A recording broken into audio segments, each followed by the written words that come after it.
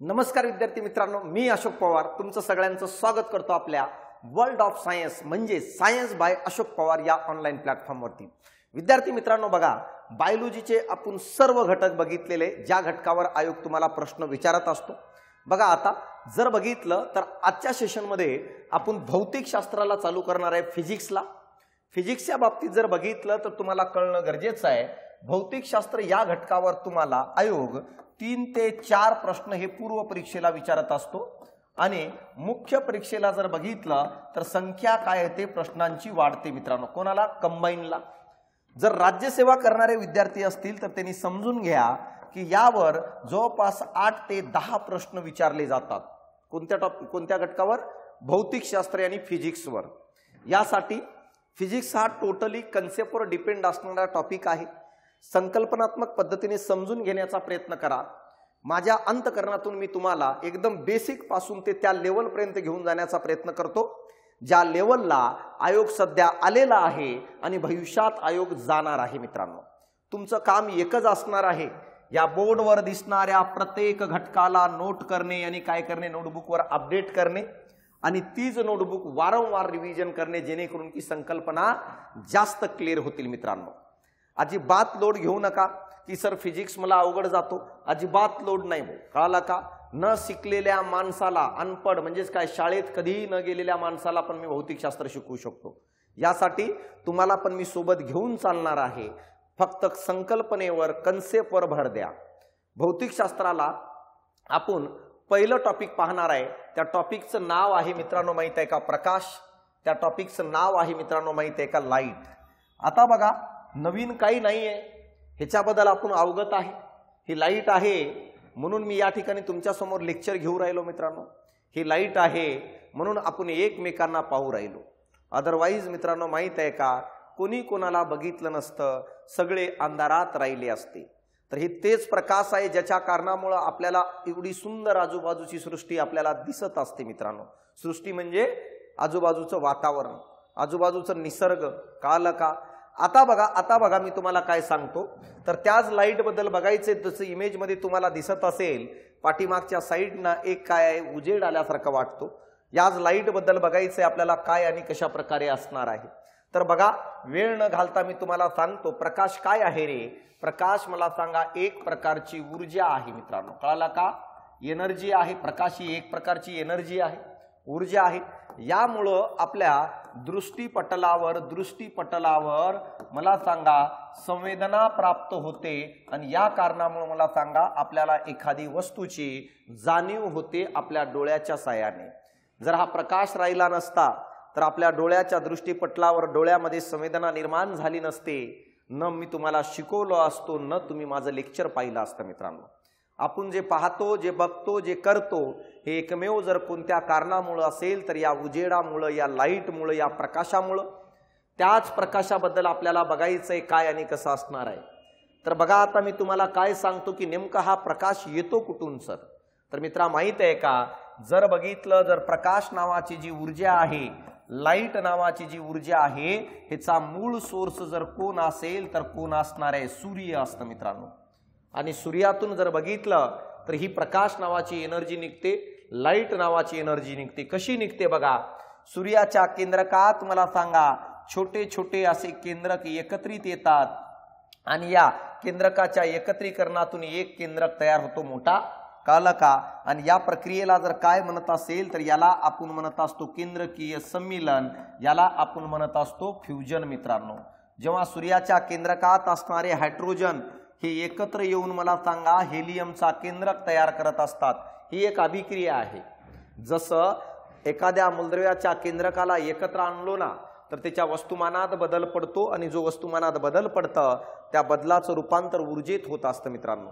तर ही क्रिया केंद्रकाच्या आतमध्ये घडत असताना अफाट प्रमाणामध्ये ऊर्जा तयार होते आणि तीच ऊर्जा आपण काय म्हणून ओळखत असतो? प्रकाश म्हणून ओळखत असतो। तर मला सांगा, लाईट नावाची ऊर्जा ही कुठं तयार होते? हे मूळ सोर्स आहे। पृथ्वीवर आढळणारी जेवढी काही ऊर्जा आहे ना, ती जर आपल्याला कोणापासून प्राप्त झाली असेल तर याच ऊर्जेपासून प्राप्त झालेली आहे। आपण नाही ऊर्जा तयार करू शकत, आपण नाही ऊर्जा नष्ट करू शकत। मित्रांनो, ऊर्जा अक्षयतेचा नियम काय म्हणतो? ऊर्जा निर्माणही करता येत नाही आणि नष्टही करता येत नाही। Energy can neither be created not the destroyed म्हणतं. मग मला सांगा, पृथ्वीवर ऊर्जा जर आपण तयारी करू शकत नसेल आणि नष्टही करू शकत नसेल, मग ही पृथ्वीवरची ऊर्जा आली कुठून? त्याचा मूळ सोर्स आहे मित्रांनो माहिती आहे प्रकाश. त्याचं मूळ सोर्स आहे लाईट. आणि लाईट कुठून आलेली आहे? तर त्याचा सोर्स आहे मित्रांनो माहित आहे का? सूर्य. सूर्याच्या केंद्रकातून ही ऊर्जा बाहेर पडलेली आहे. सर मग आम्ही दगडी कोळसा जाळतो ते तर ऊर्जा तयार करू राहिलो नाही, तो ऊर्जेचं रूपांतरण करू राहिलं. दगडी कोळशामध्ये पण आलेली ऊर्जा ही सूर्यापासूनच आहे. आपल्या शरीरातली ऊर्जा ही सूर्यापासून आहे. ज्या ऊर्जेच्या साहाय्याने मी लेक्चर घेऊ राहिलो, ज्या ऊर्जेच्या साहाय्याने हा कॅमेरा चालू आहे, ज्या ऊर्जेच्या साहाय्याने तू मोबाईल पाहू राहिलास, मित्रांनो माहित आहे का, ती ऊर्जा जर कुठून आली असेल तर ती ऊर्जा पण आपल्याला सूर्यापासूनच मिळालेली आहे. फक्त पृथ्वीवर आल्यानंतर या ऊर्जेने आपलं रूप बदललेलं आहे. पृथ्वीवर आल्यानंतर ही ऊर्जा वेगवेगळ्या रूपात प्रवेश केली, म्हणून आपल्याला वेगवेगळ्या फॉर्मेटमध्ये वेगवेगळ्या स्वरूपात ही ऊर्जा अस्तित्वात असताना दिसत असते.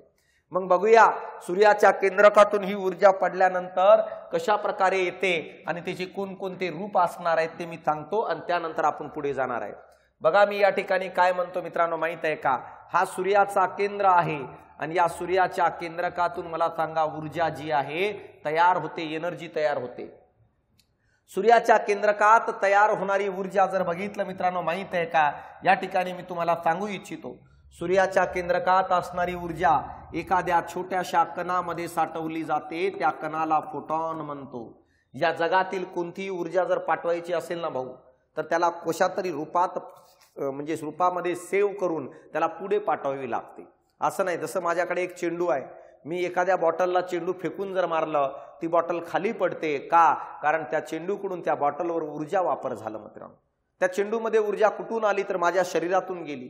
मग माझ्या शरीरातली ऊर्जा मी न जाता त्या बॉटलपर्यंत कशाच्या साहाय्याने गेली तर चेंडूच्या साहाय्याने गेली. सेम तशाच प्रकारे सूर्याच्या केंद्रकात तयार होणारी ऊर्जा ज्या कणामध्ये ज्या पार्टिकलमध्ये साठवली जाते त्या कणाला फोटॉन म्हणून ओळखत असतं. हे आपल्याला समजणं गरजेचं आहे. त्यांना आपण फोटॉन पार्टिकल म्हणतो. मग मला सांगा सूर्याच्या केंद्रकात तयार होणारी सर्व ऊर्जा ही जर कोणामध्ये साठवली असेल तर या फोटॉन नावाच्या एका पार्टिकलमध्ये साठवली, फोटॉन नावाच्या एका कणामध्ये साठवलेली आहे. आणि जेव्हा मित्रांनो माहित आहे का हा पार्टिकल पुढे गतिमान होतो, कळालं का रे, जेव्हा हा पार्टिकल पुढे गतिमान होतो तेव्हा मला सांगा तो काय निर्माण करत असेल रे, तर तो तरंग निर्माण करतो मित्रांनो, वेव्ह निर्माण करतो. तर अशा प्रकारे बघा सूर्याच्या केंद्रकातून बाहेर पडणारे फोटॉन पार्टिकल सोबत ऊर्जा घेऊन पडत असतात आणि ते फोटॉन पार्टिकल जेव्हा गतिमान होतात तेव्हा ते आपल्याला तरंग निर्माण केल्यासारखे दिसतात, ते वेव्ज तयार करत असतात. कारण असंख्य प्रमाणामध्ये फोटॉन पार्टिकल प्रकाश आणि लाईट नावाच्या ऊर्जेला घेऊन बाहेर पडत असतात, हे कळणं गरजेचं आहे. परंतु बघा फोटॉन पार्टिकल बाहेर पडत असताना सर्व फोटॉन पार्टिकल सारख्या वेगाने पडत नाही मित्रांनो, हे आपल्याला कळणं गरजेचं आहे. काही फोटॉन पार्टिकल अतिशय जास्त वेगाने पडतात, काही फोटॉन पार्टिकल थोड्या कमी वेगाने पडतात, काही फोटॉन पार्टिकल अतिशय कमी वेगाने बाहेर पडत असतात. जसं उदाहरणार्थ ऑफलाईनला माझ्या क्लासमध्ये 500 मुलं आहेत. आता 500 स्टुडंट आहेत, हे 500 स्टुडंट फोटॉन पार्टिकल समज. आता मला सांगा जर हे 500 स्टुडंट फोटॉन पार्टिकल असतील तर क्लासच्या बाहेर जात असताना सगळे सारख्या वेगाने जातात का रे? नाही. ज्यांना काहींना अतिशय जास्त घाई असते, शेवटच्या 5 मिनिटांमध्येच उठतात बसतात. कधी सोडल मास्तर? आता सोडल की नंतर? आता की नंतर? तर ज्यांना घाई आहे, ज्यांना 5-5, 10-10 मिस कॉल पडलेत, तर असे मला सांगा गडबडीने काय रे लवकर वेगाने पळतात. ज्यांना जास्त घाई नाही आहे ते थोडं स्लो वेगाने पळतं. ज्याला अजिबातच काही घेणं देणं नाही आहे ते सगळ्यात शेवटी जातं मी गेल्यानंतर. पण सेम मला सांगा त्याच प्रकारे सूर्याच्या केंद्रकातून बाहेर पडणारे हे फोटॉन पार्टिकल सारख्या वेगाने बाहेर पडत नाही. जे सर्वात जास्त वेगाने बाहेर पडतात, ज्यांना सर्वात जास्त घाई असते, ज्यांना 10-15 मिस कॉल पडलेले आहेत, अशा फोटॉन पार्टिकलच्या गटाला आपण जर कोणते किरण म्हणत असेल तर त्याला म्हणतो आपण गॅमा रे. तर गॅमा रे मध्ये असणारे फोटॉन पार्टिकल सर्वात जास्त वेगाने, सर्वात जास्त संख्येने, सर्वात लवकर बाहेर पडतात, हे आपल्याला कळणं गरजेचं आहे. यानंतर गॅमा रेच्या पाठीमागे जर कोण बाहेर पडत असेल तर ते असतात मित्रांनो माहित आहे का एक्स रे. एक्स रेच्या पाठीमागे जर कोण पडत असेल तर त्याला आपण म्हणतो अल्ट्राव्हायलेट रे, अल्ट्राव्हायलेटच्या पाठीमागे जर कोण बाहेर फेकले जात असेल तर त्याला म्हणतो आपण विजिबल रे, आणि मित्रांनो विजिबलच्या नंतर बाहेर पडणाऱ्यांना आपण म्हणत असतो इन्फ्रारेड, आणि इन्फ्रारेडच्या मागे बाहेर पडणाऱ्याला आपण म्हणत असतो मायक्रोवेव्ह. आणि ज्याला अजिबात घाई नाहीये, ज्याला अजिबात घाई नाहीये, सर्वात शेवटी जातो, त्याला म्हणतात रेडिओ वेव्ह.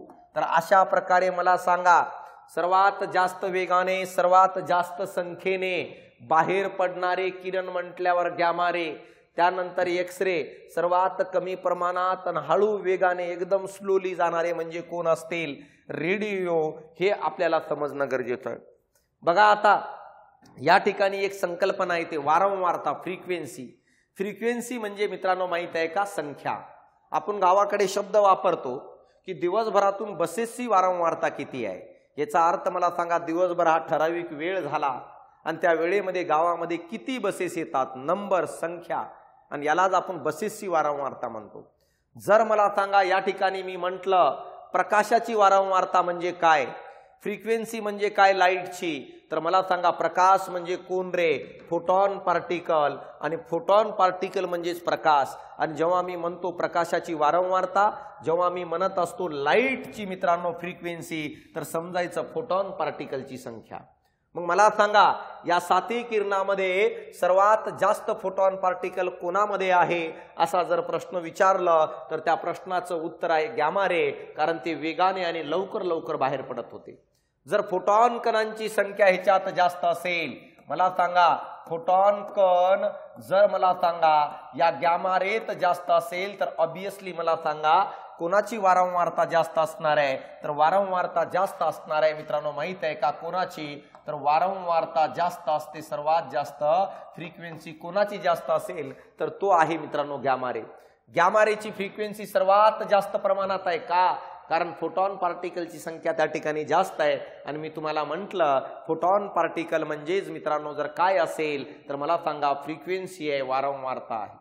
मग मला सांगा ऊर्जा कोणामध्ये साठवली रे, तर ऊर्जा मला सांगा या फोटॉन पार्टिकल मध्ये ऊर्जा साठवलेली आहे. मग मला सांगा ज्या किरणामध्ये फोटॉन पार्टिकल जास्त, ऑब्वियसली मला सांगा ऊर्जा पण त्या ठिकाणी जास्त असणार आहे, म्हणून गॅमा रेची ऊर्जा मला सांगा सर्वात जास्त असते.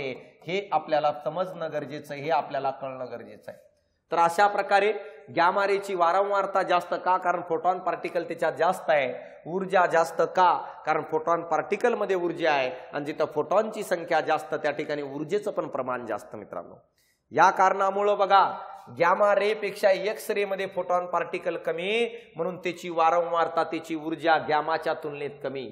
गॅमाच्या तुलनेत अल्ट्राव्हायलेटची वारंवारता कमी आहे, म्हणून त्याची ऊर्जा कमी. मग मला सांगा वरून खाली येताना काय लक्षात ठेवायचं, वारंवारता आणि ऊर्जा यांचा कोणता क्रम असेल, तर उतरता क्रम असणार आहे, डिसेंडिंग ऑर्डर आहे मित्रांनो फ्रिक्वेन्सी आणि एनर्जीचं. वरून खाली येताना मला सांगा जो अतिशय जास्त घाईत बाहेर पडतो, जो वेगाने बाहेर पडतं, तो जास्त अंतरापर्यंत जाऊ शकत नाही, हे तुम्हाला कळणं गरजेचं आहे. जसं उदाहरणार्थ मला सांगा 100 मीटरच्या रेसमध्ये वेगाने पळणारा जो काही रेसर असतो तो लवकर तर पोहोचतो पण जास्त अंतरापर्यंत जात नाही, पण मॅरेथॉन मधला हळूहळू जातं पण दूर अंतरापर्यंत जातं. सेम मला सांगा गॅमा रे हा 100 मीटर रेसचा कार्यकर्ता आहे, तर रेडिओ हळूहळू जाणारा मॅरेथॉनचा कार्यकर्ता आहे, आणि जो दूर अंतरापर्यंत जातो त्याची तरंग लांबी सर्वात जास्त असते. म्हणून वरून खाली येताना तरंग लांबीचा कोणता क्रम असेल, तर चढता क्रम. तरंग लांबी म्हणजे काय मित्रा, तर त्याला आपण वेव्हलेंथ म्हणत असतो. मग मला सांगा रेडिओची वेव्हलेंथ सर्वात जास्त आहे, तर गॅमा रेची वारंवारता आणि ऊर्जा काय रे सर्वात जास्त आहे. वरतून खाली येताना वारंवारता आणि ऊर्जेचा उतरता क्रम आहे, तर तरंग लांबीचा वेव्हलेंथचा चढता क्रम आहे. जर हे 7 किरण सूर्याच्या केंद्रकातून निघतायत मित्रांनो, कळलं का? मग हे कसं लक्षात ठेवायचं यासाठी शॉर्टकट सांगतो बघा. शॉर्टकट अशी आहे, 1-2 मित्र आहेत. शॉर्टकट काय बघा, 2 मित्र आहेत. 2014-15 साली ते पुण्यामध्ये अभ्यासाला आले MPCच्या. तो मित्रांनो दोन्ही मित्र सोबत राहत होते, एकमेकाला सोडून राहत नव्हते, काम करत होते, आपलं खात होते, पीत होते, निवांत राहत होते. त्याच्यातलं एक कार्यकर्ता थोडं अभ्यास चांगलं करायचं, एक कार्यकर्ता पुण्यामध्ये सदाशिव पेठेच्या या ज्या छोट्या छोट्या गल्ल्या आहेत त्यांच्यामधून फिरत होतं मित्रांनो. का फिरायचं? दिवसभर फिरायचं, म्हणायचं कोण कोण अभ्यास करायला पुण्यात आले हे बघण्यासाठी तो फिरत होता. मला सांगा 2015 ओलांडून गेलं, 16 आलं. 16ला जो अभ्यास करणारा मित्र आहे तो डेप्युटी कलेक्टर झालं आणि दुसरा जो मित्र आहे फिरून फिरून कदरलं मित्रांनो सदाशिव पेठेच्या गल्ल्यात आणि नंतर येऊन काय केलं माहिती आहे का? लायब्ररीत बसायला सुरुवात केलं. 2016ला दुसऱ्या मित्रांनी काय केलं? डेप्युटी कलेक्टर जॉईन केलं. नंतर 1-2 वर्ष ड्युटी केल्यानंतर इथल्या लायब्ररीतल्या मित्राला फोन लावतो तो डेप्युटी कलेक्टर मित्र. काय म्हणतो? काय रे मित्रा काय चालू आहे? हा म्हणतो की मी आणखी काय आहे पुस्तकच वाचतोय. तेवढ्या डेप्युटी कलेक्टर मित्र म्हणतो भाऊ मी पुण्याला येऊ राहिलो, मला गाडी घ्यायची आहे कारण आता माझ्याकडे गाडी घ्या एवढे पैसे आलेले आहेत. हा मित्र म्हणतो बाळा कोणती गाडी घ्यायची मित्रा तुला? तर तो तिकडून म्हणतो डेप्युटी कलेक्टर म्हणतो गाडी XUV इन माय रेंज. बघ रे भाऊ, डेप्युटी कलेक्टर मित्र काय म्हणतो?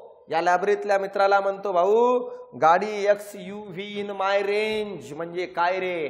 गाडी XUV जी आहे ती माझ्या रेंज मधील आहे आणि त्या गाडीला मी घेणार आहे असं म्हणतं.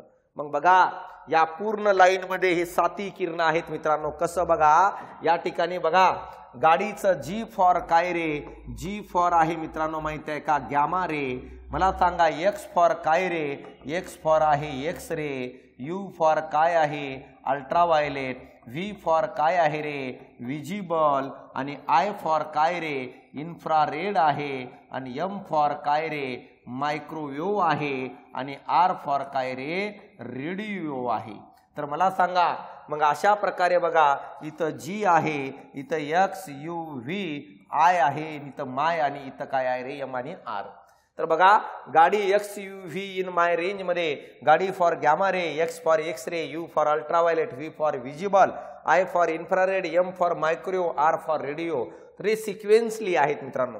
गाडीकडून रेंजकडे जात असताना वारंवारता आणि ऊर्जा यांचा कोणता क्रम? तर उतरता क्रम. सर्वात जास्त वारंवारता आणि ऊर्जा गॅमा रेची, सर्वात कमी रेडिओची. मला सांगा गाडीकडून रेंजकडे जात असताना तरंग लांबीचा चढता क्रम वेव्हलेंथचा म्हणजे गॅमा रेची वेव्हलेंथ सर्वात कमी तर रेडिओची वेव्हलेंथ सर्वात जास्त. हे 7 किरण मला सांगा सूर्याच्या केंद्रकातून बाहेर पडले आणि आपल्या पृथ्वीकडे झेपावले मित्रांनो. जेव्हा हे पृथ्वीकडे येत होते तर ज्यांचा वेग जास्त होता गॅमा रे, एक्स रे आणि अल्ट्राव्हायलेट, तर मित्रांनो हे आपल्या पृथ्वीपर्यंत पोहोचतच नाही. रस्त्यातच गॅमा रे नष्ट होऊन जातो कारण तो जास्त अंतरापर्यंत जाऊ शकत नाही कारण त्याची तरंग लांबी कमी आहे. मित्रांनो माहित आहे का एक्स रे पण आपल्यापर्यंत येत नाही, तो तिथंच रस्त्यातच नष्ट होऊन जातो, पृथ्वीपर्यंत येत नाही. अल्ट्राव्हायलेट रेज येण्याचा प्रयत्न करतो परंतु त्याला ओझोनचा थर म्हणतो जाऊन काय करणार, खाली जाऊ नको. म्हणून अल्ट्राव्हायलेट रेज पण मला सांगा आपल्यापर्यंत येत नाही. आपल्यापर्यंत अल्ट्राव्हायलेट रेजच्या नंतर बाकीचे येतात ज्याच्यामध्ये विजिबल, इन्फ्रारेड, मायक्रोवेव्ह, रेडिओ आहे. परंतु मित्रा माहित आहे का इन्फ्रारेड, मायक्रोवेव्ह आणि रेडिओ या तिघांची तरंग लांबी एवढी मोठी असते की आपल्या दृष्टीपटलामध्ये येत नाही मित्रांनो, आपल्या दृष्टीपटलामध्ये येत नाही.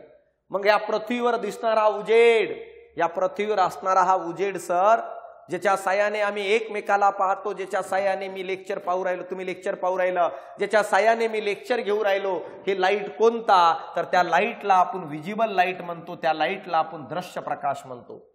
या तरंग लांबीचाच प्रकाश जो 400 ते 700च्या मध्यंतरी नॅनोमीटरचा असतो, या तरंग लांबीचाच प्रकाशाला आपले डोळे काय डिटेक्ट करत असतात. आणि म्हणून मला सांगा पृथ्वीवर असणारी ऊर्जा ही जर कोणापासून भेटत असेल तर कोणापासून भेटतं रे? विजिबल रेज पासून भेटतं.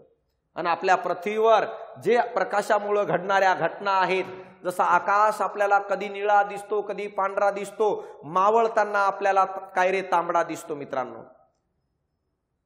आरशामध्ये आपण आरशामध्ये स्वतःला पाहू शकतो, प्रतिमा तयार होतं, आपण एकमेकाला बघू शकतो मित्रांनो. माहित आहे का भिंगामध्ये प्रतिमा तयार होतं. या सर्वांना जर कोण कारणीभूत असेल तर विजिबल रेज कारणीभूत आहे. आणि हेच आपल्या पृथ्वीवर येतो आणि आपल्याला ऊर्जा उपलब्ध करून देतो. वनस्पती प्रकाश संश्लेषण कशाच्या साहाय्याने करतात? विजिबल रे. आणि मला सांगा या रेज पासूनच वनस्पती ऊर्जा साठवून ठेवतात अन्नाच्या रूपामध्ये. मग बघा, हा विजिबल रे जेव्हा पृथ्वीच्या वातावरणात प्रवेश करतो मित्रांनो, माहित आहे का, ह्याचे पुढे 7 रंगात विभक्तीकरण होतं. कारण हे पांढऱ्या रंगाचा प्रकाश जो दिसत होता ह्याच्यात एकूण 7 रंग लपलेले होते. कोण कोण होते? Red, orange, yellow, green, blue, Indigo आणि व्हायलेट. हे पुढे सांगणार आहे डिटेल मी तुम्हाला. मग हे 7 रंग वेगवेगळे आहेत पृथ्वीवर, म्हणून आपल्याला वेगवेगळ्या रंगाचा प्रकाश आढळताना दिसतो. सूर्य मावळताना तांबडा दिसतो, आकाश निळा दिसतो, कधी कधी आकाश पांढरा दिसतो. त्याला जर कोण कारणीभूत असेल तर मला सांगा, हे 7 रंगाचे प्रकाश कारणीभूत आहेत जे पांढऱ्या रंगाच्या प्रकाशामध्ये बसलेले आहेत. आपल्याला याच प्रकाशाबद्दल बघायचंय. हा विजिबल प्रकाश पृथ्वीवर आल्यानंतर आरशात कशा प्रकारे प्रतिमा तयार करून देतो, भिंगात कशा प्रकारे प्रतिमा तयार करून देतो. याच विजिबल प्रकाशामुळे आपल्याला दैनंदिन जीवनात काय घटना आढळताना दिसतात. जसं इंद्रधनुष्य तयार होताना दिसतो आपल्याला, सूर्य मावळल्यानंतर उजेड दिसतं, सूर्य उगवण्या अगोदर आपल्याला उजेड दिसतं, सूर्य मावळताना तांबड्या रंगाचा दिसतो, सूर्य उगवताना तांबड्या रंगाचा दिसतो. अशा अनेक घटनेला जर कोण जबाबदार आहे तर तो जबाबदार असणारा कार्यकर्ता प्रकाश कोण आहे? विजिबल. तर या विजिबल रेज बद्दलच आपल्याला बघायचंय. हे पुन्हा मी पुढे डिटेल सांगतो, अपेक्षा करतो की हे थोडंफार समजलं असेल काय आणि कसं असणार आहे. मग बघा, आता या प्रकाश जो आहे कोणता प्रकाश आहे तर हा विजिबल आहे, जो मला सांगा या कारणामुळे आपल्या डोळ्याला संवेदना निर्माण होते. दृश्य प्रकाश आहे. या प्रकाशाच्या बाबतीत जर बघितलं मित्रांनो, माहित आहे का, सर्वात पहिल्यांदा आपल्याला बघायचंय की या प्रकाशाचा उपयोग कशासाठी केलं जातं, कोणकोणत्या गोष्टीसाठी केलं जातं दैनंदिन जीवनात. दुसरं आपल्याला बघायचंय की या प्रकाशाचे कोणकोणते गुणधर्म आहेत. हा प्रकाश जेव्हा पृथ्वीच्या वातावरणात प्रवेश करतो त्यावेळेस तो आपले काय रूप बदलतं, त्या प्रकाशाच्या रूपाबद्दल आपल्याला बघायचंय मित्रांनो. कारण तो वेगवेगळे रूप बदलत असतो, वेगवेगळे गुणधर्म निर्माण करतो. मग सर्वात पहिले बघा, जर बघितलं तर या प्रकाशाचा उपयोग 2 गोष्टीमध्ये होतं. एक म्हणजे मला सांगा, आरशामध्ये प्रतिमा तयार होण्यासाठी, ज्याला आपण मिरर म्हणत असतो, आणि दुसरं म्हणजे काय रे, भिंगामध्ये प्रतिमा तयार होण्यासाठी, ज्याला आपण लेन्स म्हणून ओळखत असतो. तर आपल्याला बघायचंय आरशात कशी प्रतिमा तयार होते, आपल्याला बघायचंय भिंगात कशी प्रतिमा तयार होते या आरशामुळं, एकदम या प्रकाशामुळे डिटेल. आणि गुणधर्मामध्ये काय रे, आपल्याला बघायचंय प्रकाशाचं परावर्तन कशा पद्धतीने होतं, ज्याला आपण रिफ्लेक्शन म्हणून ओळखत असतो. हे गुणधर्म आपल्याला अभ्यासायचंय. प्रकाशाचं अपवर्तन काय गुणधर्म असतं, ज्याला आपण रिफ्रॅक्शन म्हणत असतो. हे गुणधर्म आपल्याला पुढे बघायचंय. यानंतर मला सांगा, प्रकाशाचं अपस्करण गुणधर्म काय आहे, ज्याला डिस्पर्शन म्हणतात, डिस्पर्शन ऑफ लाईट म्हणून ओळखलं जातं. यानंतर मला सांगा, प्रकाशाचं विकिरण काय आहे हे पण आपल्याला बघायचंय, ज्याला आपण स्कॅटरिंग ऑफ लाईट म्हणून ओळखलं जातं. या सर्व अनेक गुणधर्मांचा आपल्याला अभ्यास करायचा आहे. तर हे गुणधर्म नंतर बघूया. सर्वात पहिल्यांदा आपण बघूया की आरशामध्ये नेमकी प्रतिमा कशी तयार होते हे आपल्याला समजणं गरजेचं आहे, आणि हेच आरसा आपल्याला बघायचं आहे. मग बघा, आता सर्वात पहिल्यांदा आरसा काय असणार आहे, कशा प्रकारे असणार आहे ते मी तुम्हाला या ठिकाणी सांगण्याचा प्रयत्न करतो. व्यवस्थित लक्ष द्या मित्रांनो. माहित आहे का, आरशाच्या बाबतीत जर बघितलं तर आरसा हा काय असतो रे, आरसा हा अपारदर्शक असतं मित्रांनो. आरसा हा अपारदर्शक असतं, यानी काय रे, ट्रान्सपरंट नसतं मित्रांनो. आरशाची एक बाजू विलिपित केलेली असते आणि दुसरी बाजू चकचकीत असतं. जसं आपण घरामध्ये बघतो, सलून मध्ये बघतो, कपड्याच्या शोरूम मध्ये पाहतो, प्रत्येक ठिकाणी आरसा लावलेला आहे. एक बाजू पाठीमागची विलिपित असतं, समोरची बाजू चकचकीत असतं. आणि त्या आरशाबद्दल आपल्याला बघायचंय की त्याच्यात प्रतिमा कशी तयार होते. प्रतिमा तयार होण्याचं कॉमन गुणधर्म आहे मित्रांनो. एखाद्या वस्तूवर प्रकाश किरण पडून जर तो प्रकाश किरण एकत्र येत असेल तर जिथं प्रकाश किरण एकत्र येतो तिथं प्रतिमा तयार होते. मी तुम्हाला दिसतोय, कसं दिसतोय तर मोबाईलवर जो तुम्हाला दिसतंय, का दिसतं, कारण मोबाईलवर पडलेला प्रकाश किरण तुमच्या डोळ्यात एकत्र येऊ राहिलं म्हणून तुम्हाला मोबाईलमध्ये मी दिसतोय मित्रांनो. तर साधा नियम आहे, वस्तूवरून येणारा प्रकाश किरण, वस्तूवर पडून येणारा प्रकाश किरण जिथं एकत्र येतं त्या ठिकाणी आपल्याला प्रतिमा तयार होताना दिसते. दैनंदिन जीवनात बघितलं तर 2 प्रकारचे आरसे आपल्याला आढळताना दिसतात मित्रांनो. बरोबर का, दैनंदिन जीवनात जर बघितलं तर आपल्याला काय रे, 2 प्रकारचे आरसे आढळताना दिसतात. काय आणि कशा प्रकारे असणार आहे. मग बघा आता तर आरसे दोन प्रकारचे आहेत. कोणकोणते? एक सर्वात पहिला आरसा आहे, त्याला जर काय म्हणत असेल तर त्याला आपण म्हणत असतो सपाट आरसा. त्याला जर काय म्हणत असेल तर त्याला आपण म्हणतो मित्रांनो माहित आहे का, सपाट आरसा. त्याला आपण प्लेन मिरर म्हणून ओळखलं जातं. बघा आता सर्वात पहिलं जर बघितलं तर कोणता आरसा असतो रे, त्याला आपण सपाट आरसा म्हणतो. त्याला आपण मला सांगा प्लेन मिरर म्हणून ओळखलं जातं. हे आपल्याला कळणं गरजेचं आहे. तर या प्लेन मिरर बद्दलच तुम्हाला काय या ठिकाणी सांगायचे काय. प्लेन मिरर म्हणजे काय असतं मित्राबाई येते का? जर बघितलं प्लेन मिरर म्हणजे अशा प्रकारची एक काच घेतली जाते, एक प्लेन काच घेतली जाते आणि या प्लेन काचेला बाहेरच्या बाजूने मला सांगा अशा प्रकारे लेप दिलं जातं. कशाचं? चांदीचं देतात काही लोक लीड ऑक्साईडचं पण लेप देतात. कशाचे देऊन जमत नाही मित्रांनो. नाहीतर काय आहे, एक ट्रान्सपरंट काच घेऊन येशील, पाठीमागून चिखलाचं लेप देशील आणि पुढून येऊन पाहशील मी कसा दिसू राहिलो, भाऊ तो चेहरा जो आहे हे कसा दिसेल रे, तर चिखलच दिसतं मित्रांनो. कारण काय, पाठीमागे असा पदार्थाचा लेप पाहिजे जो पदार्थ इकडून येणाऱ्या प्रकाशाला रिटर्न पाठवेल, परावर्तन करेल. मग हे लेप लीड ऑक्साईडचा असू शकतो, चांदीचा असू शकतो. मग अशा प्रकारे सपाट आरशामध्ये गेलेला प्रकाश किरण परावर्तनानंतर जिथं एकत्र येतं तिथं आपल्याला प्रतिमा दिसते. पण सपाट आरशामध्ये मिळणारी प्रतिमा ही आभासी असते आणि मित्रांनो माहित आहे का, सुलट प्रकारची असते. मग आयोगाने जर विचारलं सपाट आरशामध्ये मिळणारी प्रतिमा काय, आभासी आणि सुलट असते. आभासीचा अर्थ आहे रियल नसणे, वास्तव रियल नसणे. कळलं का? रियल नसणे आभासी, आणि सुलटचा अर्थ आहे जसं वस्तू समोर आहे तशीच प्रतिमा दिसणे, उलट वगैरे न दिसणे. तर अशा प्रकारे घरामध्ये जो वापरतो तो कोणता आरसा असेल रे, तर घरामध्ये वापरण्यात येणाऱ्या आरशाला आपण सपाट आरसा म्हणतो.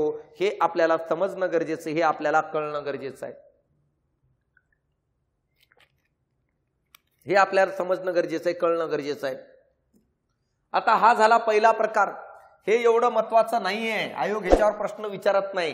प्रश्न विचारतो दुसरा, ज्याला जर आपण काय म्हणत असेल तर त्याला आपण म्हणतो गोलीय आरसा. आता बघ भाऊ, हे गोलीय आरसा कसा तयार होतो कळलं का? गोलीय आरसा ज्याला आपण सर्क्युलर मिरर म्हणतो, कळलं का रे? ज्याला आपण सर्क्युलर मिरर म्हणतात किंवा अनेक वेगवेगळे नाव पडतात. आता बघा हे गोलीय आरसा कसा तयार होतो ते बघा.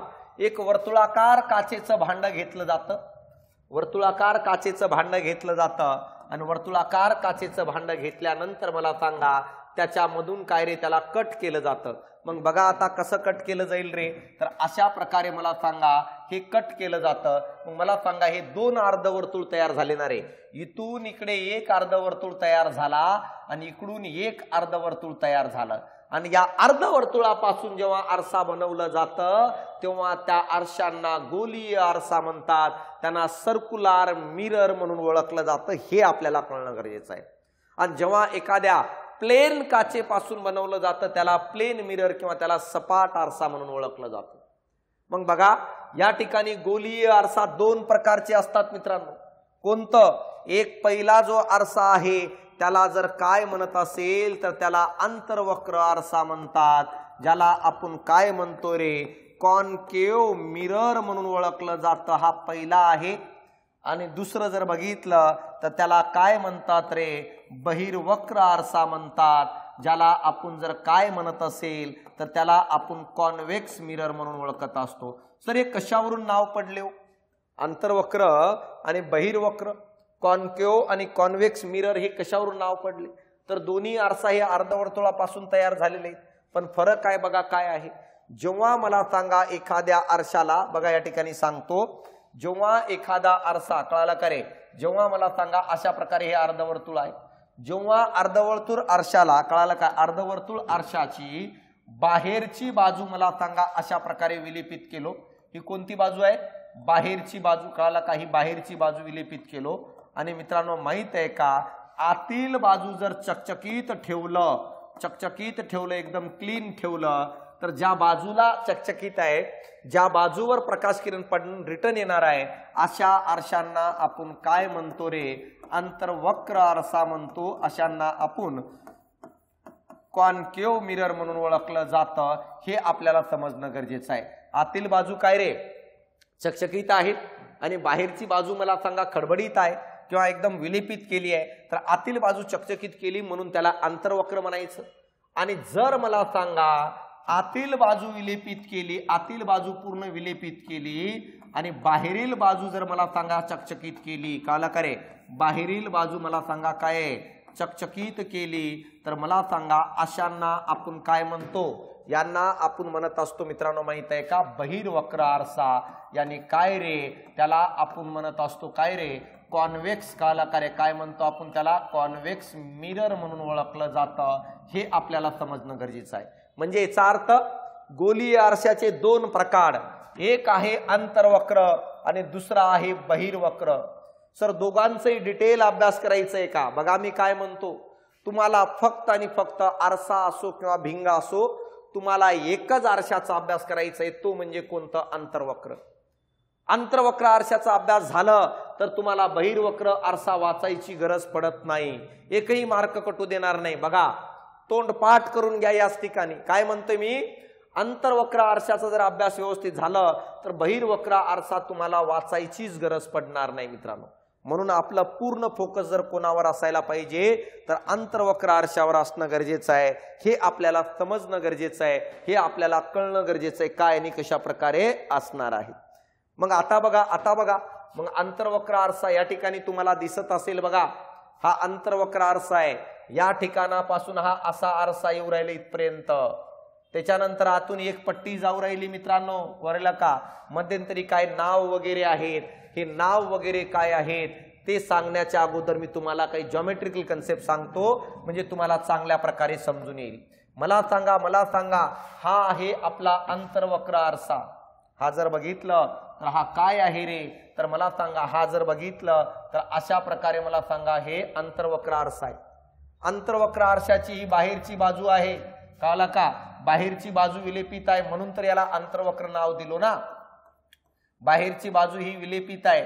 आता मला सांगा हे अंतर्वक्र आरसा कशापासून तयार झालं रे? एक वर्तुळाकार काच होती आणि त्या वर्तुळाकार काचेपासून हे तयार झालेलं आहे. जसं उदाहरणार्थ या ठिकाणी सांगतो बघा, अशा प्रकारे एक वर्तुळाकार काच होती. ह्याचे दोन तुकडे केलो, कळलं का? अशा प्रकारे. आणि ही जी आहे ए बाजू आहे, ही ए बाजू आहे, ही बी बाजू आहे. आणि ही जर बघितलं बी बाजूपासून बनलेला आरसा आहे. तर मला सांगा वर्तुळाला ज्या जॉमेट्रिकल कन्सेप्ट लागू पडतील, वर्तुळाला काय असतात रे? भूमितीय संकल्पना. सर वर्तुळाला केंद्रक असतो यानी न्यूक्लियस. त्यानंतर काय रे? Centre point. वर्तुळाला रेडियस असते, त्रिज्या.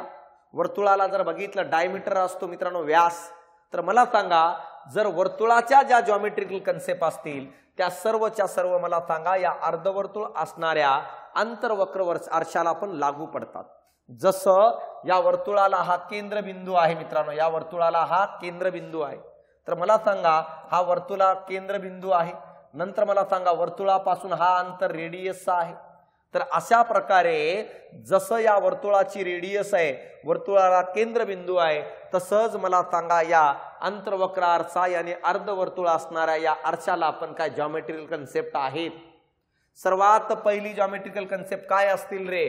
तर मित्रांनो माहित आहे का? सर्वात पहिले जर बघितलं तर काय असणार आहे, तर हे आपल्याला समजणं गरजेचं आहे. कशा प्रकारे असणार आहे हे आपल्याला कळणं गरजेचं आहे. मग बघा आता मी तुम्हाला सांगतो काय आणि कशा प्रकारे असेल. आता मला सांगा जॉमेट्रिकल कन्सेप्ट काय आहे.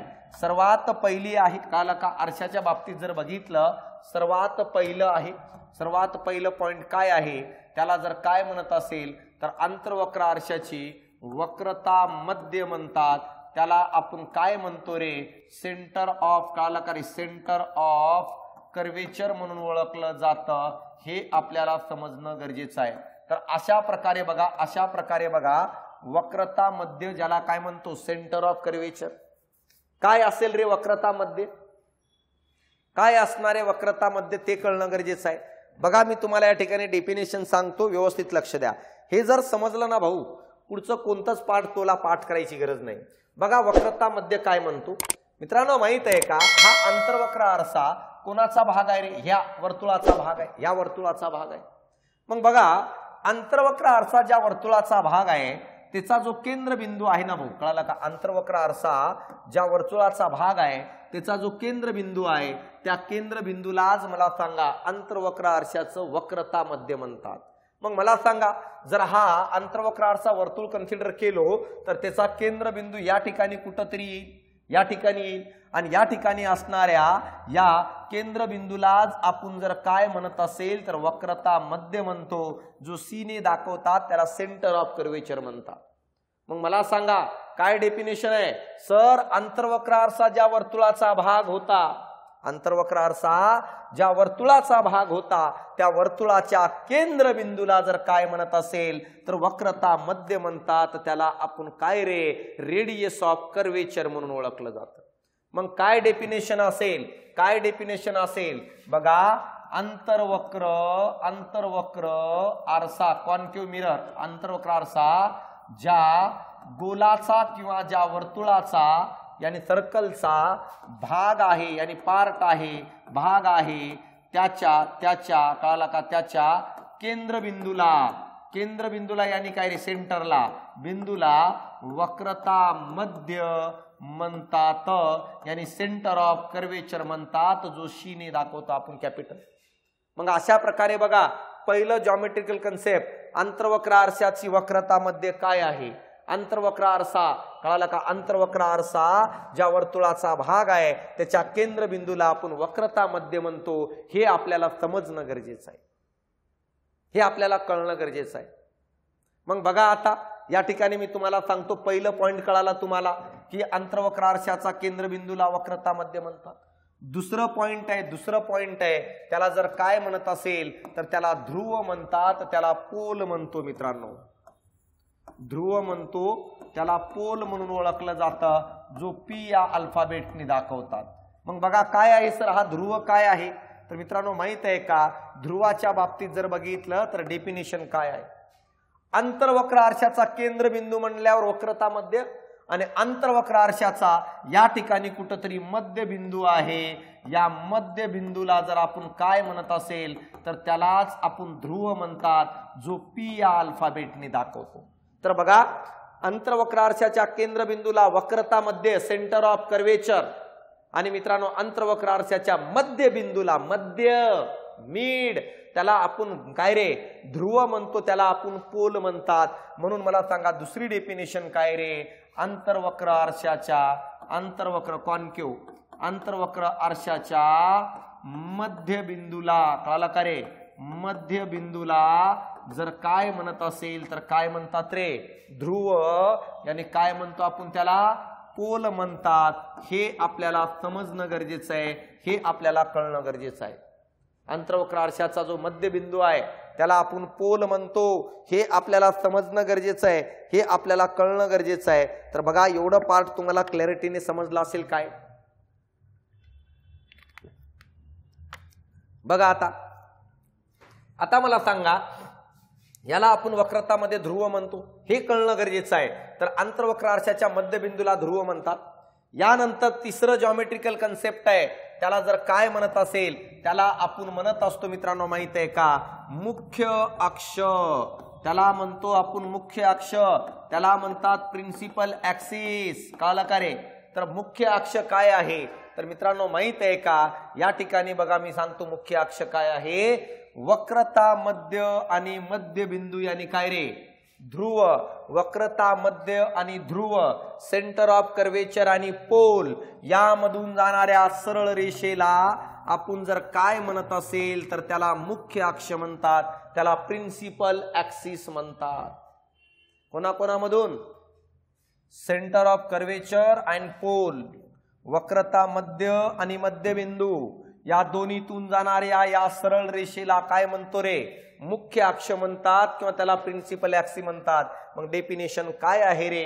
डेफिनेशन बघा जर बघितलं, वक्रता मध्य ज्याला आपण सेंटर ऑफ कर्वेचर म्हणतो व ध्रुवामधून मित्रांनो माहित आहे का काय रे? पोल मधून जाणाऱ्या सरळ रेषेला जाणाऱ्या सरळ रेषेला जर काय म्हणत असेल तर रेषेला काय म्हणतात माहित आहे का? मुख्य अक्ष म्हणतात. हे आपल्याला समजणं गरजेचं आहे. तर मला सांगा, अशा प्रकारे मला सांगा, वक्रतामध्ये सेंटर ऑफ कर्वेचर आणि काय रे, ध्रुव पोल यामधून जाणाऱ्या सरळ रेषेला आपण जर काय म्हणत असेल तर आपण त्याला मुख्य अक्ष म्हणतो. हे तुम्हाला समजणं गरजेचं आहे. मग बघा आता, अशा प्रकारे आरशाची ही उजवी बाजू असते मित्रांनो, उजवी बाजू. आरशाची ही डावी बाजू असते. कधी एक गोष्ट लक्षात ठेवा, आरशाची ही डावी बाजू असते, ही उजवी बाजू असते. वस्तू जी आहे कधी आरशाच्या समोर ठेवली जाते, आणि तुमच्या माहितीसाठी सांगतो, आरशाची समोरची बाजू म्हणून डाव्या बाजूला ओळखलं जातं. बघा ना, इकडं तोंड करून ठेवलंय आरसा, तर आरसा जर इकडे तोंड करून ठेवला असेल तर ऑब्विसली मला सांगा वस्तू पण इकडेच तोंड करून ठेवायला पाहिजे.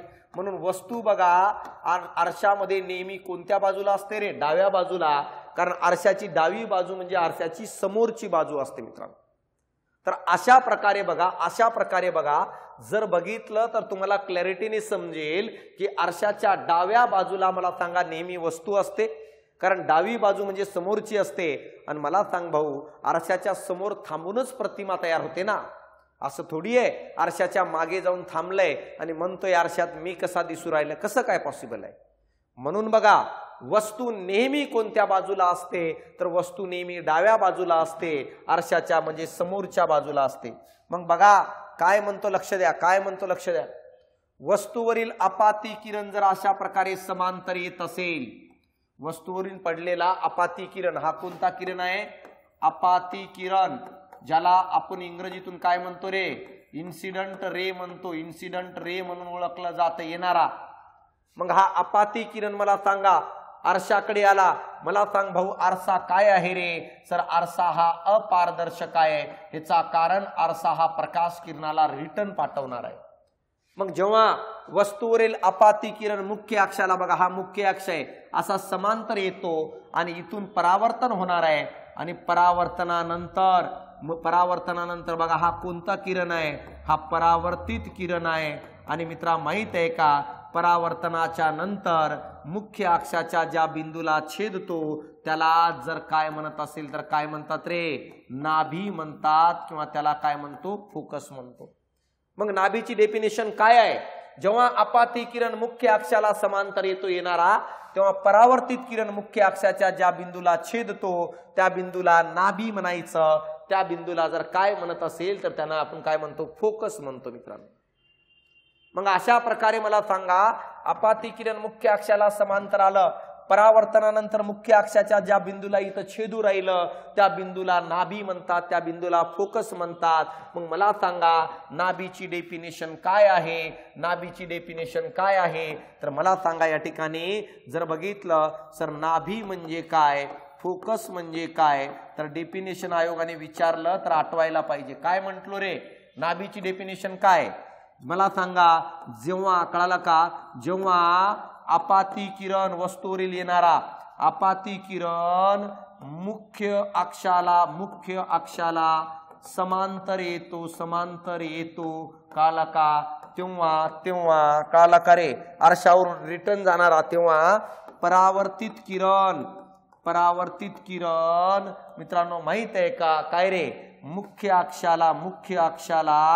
अक्षाला ज्या बिंदू जवळ छेदतो, ज्या बिंदू जवळ काय करतो रे? छेदतो काला का, त्या बिंदूला जर काय म्हणत असेल तर त्या बिंदूला नाभी म्हणतात, त्या बिंदूला फोकस म्हणतात. जेव्हा अपाती किरण हा मुख्य अक्षाला समांतर येतं अशा प्रकारे आणि परावर्तित झाल्यानंतर तो मुख्य अक्षाच्या ज्या बिंदूला छेदतो त्याला नाभी म्हणतात. हे आपल्याला कळणं गरजेचं आहे. बघा काय काय सांगतोय. सर्वात पहिलं बघितलं आपण वक्रतामध्ये काय म्हटलो रे? आंतरवक्र आरसा ज्या वर्तुळाचा भाग आहे त्याच्या केंद्रबिंदूला, सेंटर पॉइंटला वक्रता मध्य म्हणतात. यानंतर दुसरं कळालं का? यानंतर दुसरं काय? पोल. ध्रुव म्हणजे काय? पोल म्हणजे काय? तर मी काय म्हटलं, आंतरवक्र आरशाचा जो मध्यबिंदू आहे त्याला पोल म्हणतात, त्याला ध्रुव म्हणतात. तिसरं वक्रता, मध्य आणि ध्रुव यामधून जाणाऱ्या सरळ रेषेला जर काय म्हटलं जात असेल तर त्या सरळ रेषेला मुख्य अक्ष म्हणतो. मला सांगा, आरशाची पाठीमागची बाजू उजवी बाजू असते, समोरची बाजू डावी असते. वस्तू नेहमी समोर असते आणि काय डाव्या बाजूला असते. आणि जेव्हा वस्तूवरील येणारा आपाती किरण मुख्य अक्षाला समांतर येत असेल तर समोरच्या ज्या पृष्ठभागावर पडून मला सांगा आरशाच्या परावर्तनानंतर मुख्य अक्षाच्या ज्या बिंदूला छेदतो त्याला नाभी म्हणतात. हे आपल्याला कळणं गरजेचं आहे, हे आपल्याला समजणं गरजेचं आहे, हे आपल्याला कळणं गरजेचं आहे. मग बघा आता यानंतर जर बघितलं तर नाभीची डेफिनेशन तर कळाली, नाभीची डेफिनेशन तर समजली. आणि पुढचं पॉइंट जर बघितलं तर मला सांगा काय असेल रे सर? नाभीय अंतर काय असतं? नाभीय अंतर ज्याला आपण काय म्हणतो फोकल लेंथ म्हणून ओळखलं जातं. फोकल कळाला का? लेंथ म्हणतो. कळाला का रे? फोकल लेंथ म्हणतो. आता मला सांगा नाभीय अंतर काय आहे? तर मित्रांनो माहित आहे का, कोणतेही अंतर मोजत असताना या ध्रुवापासून मोजलं जातं. मग नाभीय अंतर काय सांगतो बघा, इथं नाभी आहे आणि हे ध्रुव आहे, यामधील अंतराला आपण काय म्हणतो? नाभीय अंतर म्हणतात. याला आपण फोकल लेंथ म्हणून ओळखलं जातं. तर मला सांगा फोकल लेंथ काय आहे रे? तर नाभीय अंतर आहे. नाभी आणि काय रे? फोकस. आणि पोल आणि ध्रुव यामधील अंतराला आपण नाभीय अंतर म्हणतो. यामधील अंतराला फोकस लेंथ म्हणून ओळखलं जातं. मग बघा मी या ठिकाणी काय म्हणतो रे? तर मित्रांनो माहित आहे का? बघा माहित आहे का? ध्रुव व कळालं का रे? नाभी व ध्रुव यामधील अंतर बघा. नाभी आणि काय असणार आहे रे? फोकस. कळालं का? व ध्रुव यानी काय रे? पोल. यामधील अंतराला जर काय म्हणत असेल तर नाभीय अंतर म्हणतात. हे आपल्याला कळणं गरजेचं आहे. कोणाकोणामध्ये रे? ध्रुव यानी काय रे? पोल जो आहे हा पोल आणि इथपर्यंत नाभी, या दोघांमधील या अंतराला नाभीय अंतर म्हणतात. याला आपण फोकल लेंथ म्हणत असतो. हे आपल्याला कळणं गरजेचं आहे, हे आपल्याला समजणं गरजेचं आहे. आणि मित्रांनो माहित आहे का, यानंतर पुढचं पॉइंट आहे कळाला का? 6वं. त्याला काय म्हणत असेल तर त्याला आपण काय म्हणतो? वक्रता त्रिज्या म्हणतात. वक्रता त्रिज्या ज्याला आपण काय रे? रेडियस ऑफ कर्वेचर म्हणतो. Radius of curvature. मला सांग भाऊ, मला सांग ही जे अंतर्वक्र आरसा आहे वर्तुळाचा भाग आहे. वर्तुळाच्या केंद्रबिंदूला आपण अंतर्वक्र आरशाचं काय म्हटलं रे? Centre of curvature. Centre of curvature वक्रता मध्य. तर मला सांगा सेम वक्रता त्रिज्या म्हटलं तर अंतर्वक्र आरसा ज्या वर्तुळाचा भाग आहे त्या वर्तुळाची त्रिज्या म्हणजेच मला सांगा ह्याची वक्रता त्रिज्या. त्रिज्या कसं काढतो रे? सेंटर पॉइंट आणि बाहेरचा भाग या दोघांमधील अंतर. मग मला सांगा इथं बघा, इथं मला सांगा जर हा अंतर्वक्र आरसा असेल तर याचं सेंटर पॉइंट कुठं असणार आहे? तर मित्रांनो माहित आहे का, या ठिकाणी जर बघितलं तर तुम्हाला कळेल सेंटर पॉइंट कुठं आहे. सेंटर पॉइंट आहे या ठिकाणी मित्रांनो. मग मला सांगा हा सेंटर पॉइंट आहे कोणतं? वक्रता मध्य. वक्रता मध्य हा सेंटर पॉइंट आहे. आणि मित्रांनो माहित आहे का, वक्रता मध्य आणि ध्रुव यामधील अंतराला आपण जर काय म्हणत असेल तर त्याला वक्रता त्रिज्या म्हणतात. कालक वक्रता त्रिज्या म्हणतात. मग वक्रता त्रिज्या काय आहे रे? तर वक्रता त्रिज्या मला सांगा वक्रता मध्य ज्याला आपण सेंटर ऑफ कर्वेचर व ध्रुव यानी पोल यामधील अंतराला जर काय म्हणत असेल तर काय म्हणतो आपण? रेडियस ऑफ कर्वेचर म्हणतात. यानी वक्रता त्रिज्या म्हणतात. कुठं रे? वक्रतामध्ये सेंटर ऑफ कर्वेचर आणि पोल यामधील अंतराला. म्हणजे हे आपल्याला कळणं गरजेचं, हे आपल्याला समजणं गरजेचं आहे. म्हणजे इथून वक्रता मध्य आणि हा काय रे? पोल. इथून इथपर्यंतचा हा जो अंतर आहे यालाच आपण काय म्हणत असतो? वक्रता त्रिज्या आणि रेडियस ऑफ कर्वेचर. बघा वक्रता त्रिज्येच्या निम्म्यावर नाभी असते मित्रांनो. वक्रता त्रिज्येच्या निम्म्यावर नाभी असते. म्हणजे जेवढं नाभीय अंतर असतं त्याची दुप्पट वक्रता त्रिज्या असते मित्रांनो. जेवढं नाभीय अंतर त्याची दुप्पट वक्रता त्रिज्या. समजा मी जर नाभीय अंतर मला सांगा, मी जर नाभीय अंतर तुम्हाला सांगितलं, काय सांगितलं? 20 सेंटीमीटर. तर सांगायचं रेडियस हा किती? 40 सेंटीमीटर आहे. कारण नाभीय अंतराच्या डबल अंतरावर काय असतं माहिती आहे का? रेडियस मोजली जाते आणि सेंटर असतो. मग आयोगाने जर विचारलं सर रेडियस वक्रता त्रिज्या काय असते, तर मला सांगा, या ठिकाणी मी तुम्हाला सांगतो वक्रता त्रिज्या सर नाभीय अंतर जो आहे या नाभीय अंतराच्या डबल असते, हे कळणं गरजेचं आहे. आणि जर मला सांगा नाभीय अंतर कळलं का रे, जसं उदाहरणामध्ये रेडियस कळलं का r = 2 × काय रे स्मॉल एफ म्हणजे कोण, नाभीय अंतर. तर रेडियस हे नाभीय अंतराच्या डबल असते. बघा जर नाभीय अंतर एवढं डबल केलो तर काय भेटून जाईल आपल्याला, रेडियस. कारण त्रिज्येच्या निम्म्यावर नाभी असते. म्हणून तुम्हाला जर एखाद्या वेळेस नुसतं नाभीय अंतर दिलं तर आपल्याला वक्रता त्रिज्या काढायचं असेल तर डबल करून टाका. तुम्हाला वक्रता त्रिज्या दिलं रेडियस ऑफ कर्वेचर आणि विचारलं नाभीय अंतर, निम्म करून टाका. तर अशा प्रकारे मला सांगा या ठिकाणी हे सर्व जॉमेट्रिकल कन्सेप्ट मी तुम्हाला सांगितलेलं आहे. काय म्हटलो रे, वक्रता त्रिज्या काय असतं, वक्रता मध्ये काय असतं, आंतरवक्रार्थ ज्या वर्तुळाचा भाग आहे त्याच्या केंद्रबिंदूला काय वक्रता मध्य म्हणतात. नंतर आंतरवक्रार्थाच्या मध्यबिंदूला ध्रुव म्हणतात. मला सांगा वक्रता मध्य आणि ध्रुवामधून जाणाऱ्या सरळ रेषेला मुख्य अक्ष म्हणतात. यानंतर मला सांगा अपाती किरण वस्तूवरून येणारा जर समांतराला परावर्तनानंतर ज्या बिंदूला छेदतो त्या बिंदूला काय रे, नाभी म्हणतात. आणि नाभी आणि ध्रुव यामधील अंतराला नाभीय अंतर म्हणतात. आणि मित्रांनो ध्रुव आणि वक्रता काय वक्रता मध्य यामधील अंतराला आपण काय म्हणत असतो, वक्रता त्रिज्या. वक्रता त्रिज्येच्या निम्म्यावर नाभी असतं आणि नाभी अंतराच्या डबल मला सांगा वक्रता त्रिज्या असतं. हे आपल्याला कळणं गरजेचं आहे. मग बघा आता आपण काय काय बघितलं रे, आपण काय काय बघितलं बघा. अशा प्रकारे सर हा आंतरवक्र आरसा आहे. या आंतरवक्र आरशाची ही बाहेरची बाजू विलिपित आहे हे कळणं गरजेचं आहे. मग बघा आपण काय काय बघितलं. काय म्हटलो रे, आंतरवक्र आरशाच्या केंद्रबिंदूला काय म्हणतात, वक्रता मध्य सेंटर ऑफ कर्वेचर. आंतरवक्र आरशाच्या मध्यबिंदूला काय म्हणतात, सरपोल, याने काय म्हणतो आपण, ध्रुव. यानंतर मला सांगा या दोन्ही मधून जाणाऱ्या सरळ रेषेला काय म्हणतात, तर याला म्हणतात मुख्य अक्ष, याला म्हणतो प्रिन्सिपल ऍक्सिस. आरशाची ही उजवी बाजू, आरशाची ही डावी बाजू. वस्तू नेहमी मला सांगा कोणत्या बाजूला रे, तर डाव्या बाजूला. वस्तू नेहमी डाव्या बाजूला. आणि मला सांगा वस्तूवरून येणारा अपाती किरण जर मुख्य अक्षाला समांतर आलं, परावर्तनानंतर मला सांगा मुख्य अक्षाच्या ज्या बिंदूला छेदतो त्याला काय नाव दिलतो रे, नाभी. कारण ह्याच्यावर डिपेंड आहे सगळं पुढचं, म्हणून एवढं वेळ घेऊन राहिलो. पुढे पटापट समजत जातं. तर मला सांगा याला काय म्हणतो, नाभी म्हणतात. येताना कुठं छेदतो तिथं. आणि मित्रा माहित आहे का, मी सांगितलं तुम्हाला नाभी आणि ध्रुव यामधील अंतराला आपण जर काय म्हणत असेल तर याला म्हणतात नाभीय अंतर. याला आपण काय म्हणतो रे, फोकल लेंथ. आणि मी काय म्हटलं, वक्रता मध्य आणि ध्रुव यामधील अंतराला जर काय म्हणत असेल तर वक्रता त्रिज्या म्हणतो. आणि वक्रता त्रिज्येच्या निम्म्यावर नाभी आहे, म्हणून नाभी बरोबर काय रे, रेडियसच्या निम्मा असतं. आणि रेडियस नाभी अंतराच्या डबल असतं. मग अशा प्रकारे मला सांगा या जॉमेट्रिकल कन्सेप्ट तुम्हाला चांगल्या प्रकारे समजून आले असतील, काय असणार आणि कसं असणार आहे. तर असं मला सांगा या जॉमेट्रिकल कन्सेप्ट आहेत. बघा आता यानंतर मला सांगा आंतरवक्र आरशाचे अभिसारी गुणधर्म. अभिसारीचा अर्थ आहे कॉन्व्हर्जन्स करणारा. कॉन्व्हर्जन्सचा अर्थ आहे गोळा करणे.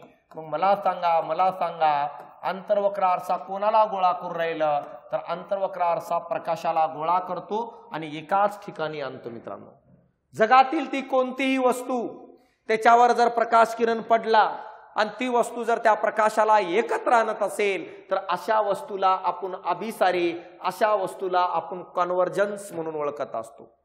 मग सर आंतरवक्र आरशाला कॉन्व्हर्जन्स का म्हणायचं, आंतरवक्र आरसा याला कॉन्व्हर्जन्स का म्हणायचं, काय कारण आहे.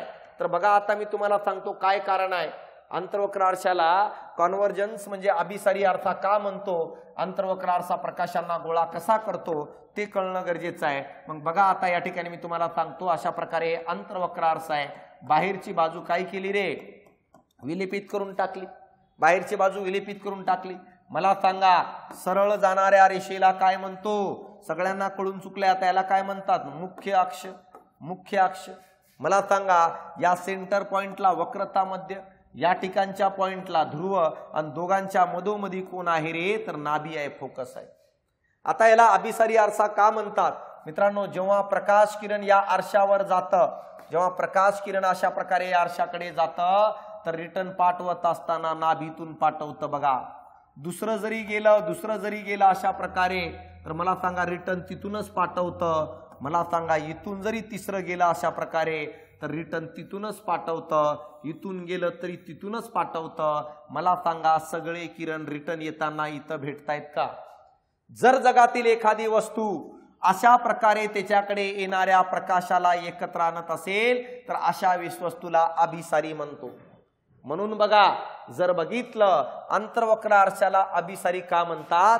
कारण त्याच्यावर पडलेल्या प्रकाशाला परावर्तनानंतर एकत्र आणण्याचं काम करतो. हे आपल्याला समजणं गरजेचं आहे, हे आपल्याला कळणं गरजेचं आहे मित्रांनो. आणि याच कारणामुळे यांना अभिसारी म्हणतो. यांना कॉन्व्हर्जन्स मिरर म्हणून ओळखलं जातं. कोणाला? अंतर्वक्र आरशाला. कारण ते ऍक्च्युअली प्रकाश किरणाला काय करतो? एकत्र आणण्याचं काम करतो. आता मला सांगा, तो एकत्र आणण्याचं काम करत असतं, या कारणामुळे त्यांना अभिसारी म्हणतो. अंतर्वक्र आरशाचे नियम आहेत मित्रांनो. काय नियम आहेत रे? अंतर्वक्र आरशावर पडलेला प्रकाश किरण रिटर्न कसं येणार हे डिपेंड आहे की पडताना त्याच्यावर कसा पडलेला होता. जसं माझ्याकडे एक चेंडू आहे, त्या चेंडूला जर मी भिंतीवर फेकून मारलो, मी कसा त्या भिंतीवर फेकून मारतो त्यानुसार तो रिटर्न येणार आहे. जर भिंतीचे कडेला मारलो तो दिशा बदलून तिकडे जाईल, प्लेन भिंतीवर मारलो तर सरळ येईल. तर डिपेंड काय आहे रे? चेंडू जाऊन कसा आदळतो त्याच्यावर डिपेंड आहे रिटर्न कसं येणार. मग अंतर्वक्र आरशाची नियम पण हेच सांगतं मित्रांनो. कळालं का रे? नियम पण हेच सांगतं काय असणार. तर बघा, आता मी तुम्हाला काय म्हणतो व्यवस्थित लक्ष द्या. अंतर्वक्र आरशाचे नियम काय आहे तर मला सांगा, या नियमानुसार मला सांगा काय रे? परावर्तित किरण मला सांगा काय रे? एकत्र येतात. आणि जर परावर्तित किरण एकत्र आले तर समजायचं ओरिजिनल प्रतिमा तयार होऊ राहिली, आणि जर एकत्र येत नसेल तर समजायचं ओरिजिनल प्रतिमा तयार होत नाही. मग बघा आता पहिला नियम काय म्हणतो बघा. अंतर्वक्र आरशाचा पहिला नियम काय म्हणतो बघा. जर अपाती किरण मुख्य अक्षाला समांतर येत असेल तर परावर्तित किरण यानी रिफ्लेक्टेड रेज काला करे किरण मित्रांनो माहित आहे का? नाभीतूनच जातो. हे पहिला नियम आहे मित्रांनो. कळाला का? कशातून जातो? नाभीतून. काय म्हणतंय बघा, जर येणारा अपाती किरण मुख्य अक्षाला समांतर येत असेल तर परावर्तित किरण नाभीतून जातो. हे पहिला नियम आहे. बघा आता इथं सांगतो डायग्रामच्या साहाय्याने. हा मुख्य अक्ष आहे, हा प्रिन्सिपल ऍक्सिस आहे. या ठिकाणी वक्रता मध्य आहे, या ठिकाणी आपलं पोल आहे, आणि दोघांच्या मध्यंतरी नाभी आहे. मला सांगा, ही आरशाची उजवी बाजू आहे, ही आरशाची डावी बाजू आहे. आणि मी तुम्हाला सांगितलं की वस्तू नेहमी कोणत्या बाजूला, तर वस्तू नेहमी मला सांगा डाव्या बाजूला असते. हे आपल्याला कळणं गरजेचं आहे. तो पहिला नियम काय म्हणतो बघा.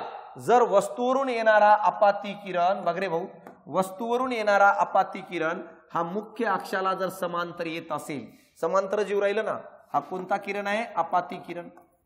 हा अपाती किरण मुख्य अक्षाला समांतर येत असेल तर परावर्तनानंतर तो नाभीतूनच येतो. हा पहिला नियम सांगतो. मग बघा, अंतर्वक्र आरशाचा पहिला नियम, अपाती किरण समांतर येत असेल तर परावर्तित किरण नाभीतूनच जातो. हा पहिला नियम आहे. कसं येऊ दे, समजा भाऊ वस्तूवरून इथून जर येत असेल अशा प्रकारे तर परावर्तित किरण इथूनच नाभीतूनच जातो. फक्त समांतर आलं म्हणजे येणारा नाभीतूनच जाणार, हे आपल्याला कळणं गरजेचं आहे. हा आहे पहिला नियम. दुसरा नियम काय सांगतो बघा.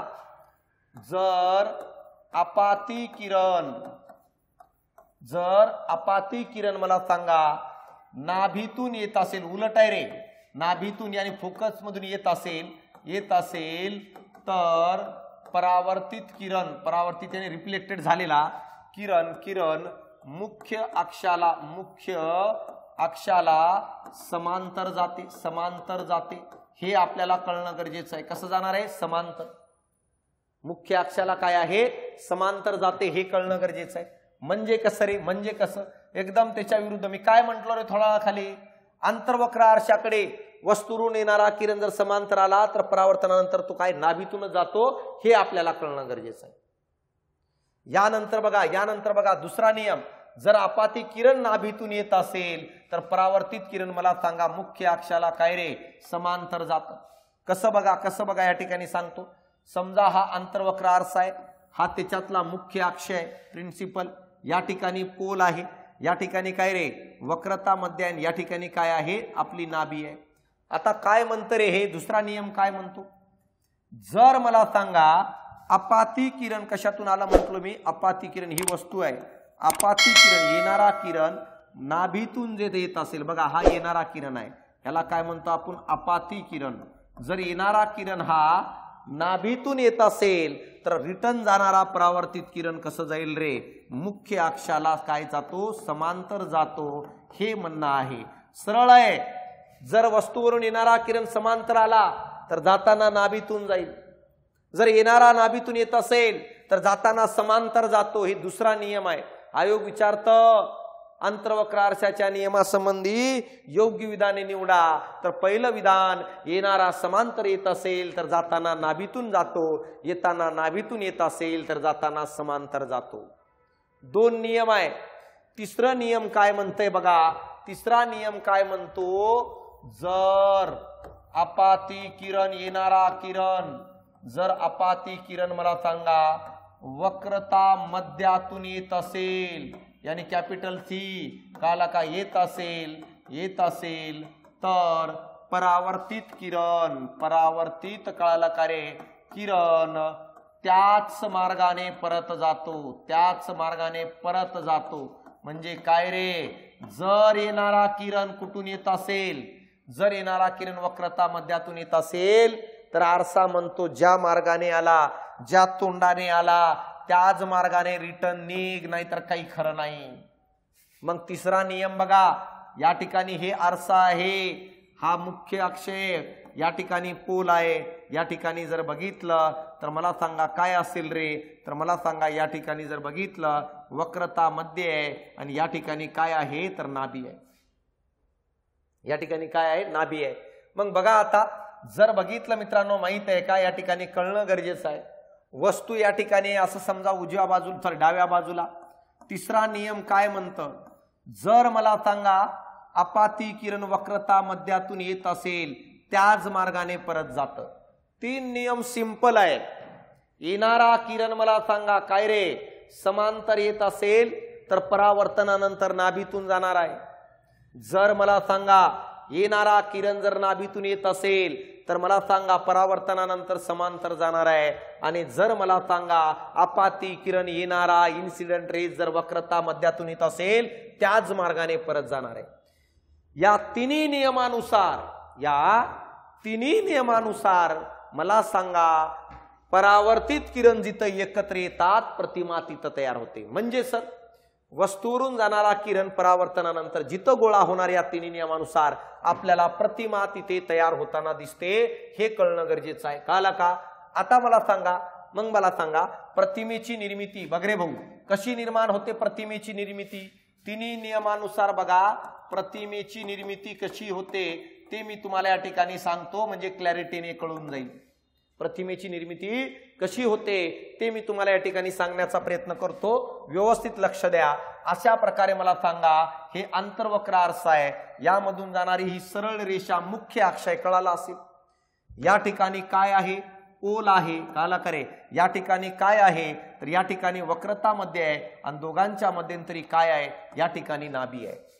आता मला सांगा सर्वात पहिल्यांदा बघरे भाऊ या ठिकाणी आपली वस्तू आहे, या ठिकाणी आपली काय रे ही वस्तू आहे, ह्याची ए बाजू इथं आहे, बी बाजू इथं आहे.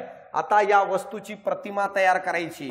मी काय म्हंटलो रे, या वस्तूवरील मला सांगा येणारे किरण आरशावरून जेव्हा रिटर्न रिफ्लेक्टेड होतात आणि परावर्तित किरण जिथं एकत्र येईल प्रतिमा त्या ठिकाणी तयार होते. व्यवस्थित लक्ष द्या बघा कसे किरण चालले कसे येऊ राहिले. सर्वात पहिल्यांदा बघरे भाऊ जर अपाती किरण हा मुख्य अक्षाला समांतर येत असेल, मग हा पहिला नियम आहे, तर मला सांगा परावर्तनानंतर तो नाभीतून जातो. बघा हा परावर्तित किरण आहे, हा पहिला किरण इकडे आला बघा वस्तूवरून आरशाकडे गेला, आरशावर पडलं, आरशाने त्याला रिटर्न फेकलं, रिटर्न येत असताना नाभीतून आला. हे नियम बघितलं पहिला. दुसरा नियम, जर अपाती किरण मला सांगा नाभीतून येत असेल तर मला सांग भाऊ हे येणारा किरण आहे, तर अपपरावर्तित किरण रिटर्न जाणारा कसा जातो, तर या प्रश्नाचं उत्तर आहे मित्रांनो माहित आहे का, समांतर जातो. हा दुसरा नियम आहे. मग बघा दुसऱ्या नियमानुसार किरण इकडे आलं, पहिल्या नियमानुसार इकडे आलं, दोघं इथं भेटू राहिले बघा. आणि तिसरा नियम काय सांगतं बघा, तिसरा नियम काय सांगतो ते व्यवस्थित लक्ष द्या. तिसरा नियम सांगतो जर अपाती किरण मला सांगा वक्रता मध्यातून येत असेल तर ज्या मार्गाने आलंय त्याच मार्गाने रिटर्न जातो. इथं बघा तिन्ही किरण एकत्र आले का परावर्तित, जिथं या ठिकाणी तिन्ही किरण एकत्र आले ऑब्वियसली मला सांगा आपल्याला प्रतिमा तिथं तयार होताना दिसते. मग मला सांगा या ठिकाणी ही प्रतिमा तयार झाली का, ही प्रतिमा या ठिकाणी तयार झाली का, कारण या ए बाजूची प्रतिमा इथं, कारण ए बाजूवरून तिन्ही किरण निघालते हे येणारे काला का.